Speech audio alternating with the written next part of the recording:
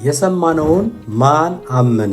ምን ነው አብ እግዚአብሔር መተኪያ የሌለውን ልጅህን ጨከንክበት? አዲስ ኪዳን ማቴዎስ ሲጽፍልን ኢየሱስ ንጉሥና መንግሥት እንደሆነና የእስራኤል ወገን የዳዊት ዘር ብሎ ይነግረናል። ማርቆስ ደግሞ ኢየሱስን በኃይል ድርጊቶቹ ሮማውያን በሥራ ስለሚያተኩሩ እንዴት ጌታን መቀበል እንዳለባቸው ሲያብራራልን እናያለን።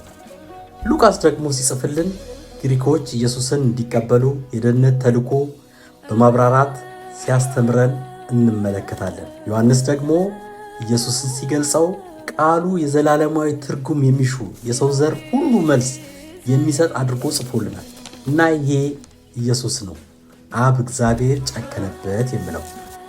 የሚስብ ውበት ወይም ግርማ የሌለው፣ የሚወደድም የሚያደርግ መልክ የሌለው፣ በሰዎች የተናቀና የተጠላ የነበረው ይሄ ኢየሱስ ስለ መተላለፋችን ተወጋ፣ ስለ በደላችን ደቀቀ፣ ተጨነቀ፣ ተሰቃየ። በሸላቶች ፊት ዝም እንደሚል በግ አፉንም አልከፈተም። በማስጨነቅና በፍርድ ተወሰደ።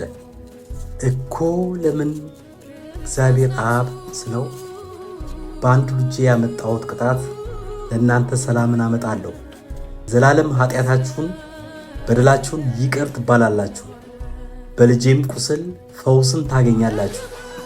ይህ ቃሌ በኢሳይያስ ላይ የጻፍኩት ትንቢት በአዲሱ ኪዳን ላይ ይገለጣል። ከዚያ ሕይወት መንገድ የሆነውን ኢየሱስ ከተከተላችሁ ወደ እግዚአብሔር የመምጣቱን መንገድ ይዛችኋል ማለት ነው። ስለዚህ መካከለኛው የሆነው ኢየሱስ ወልድ ከእናንተ ጋር ይሁን። አሜን።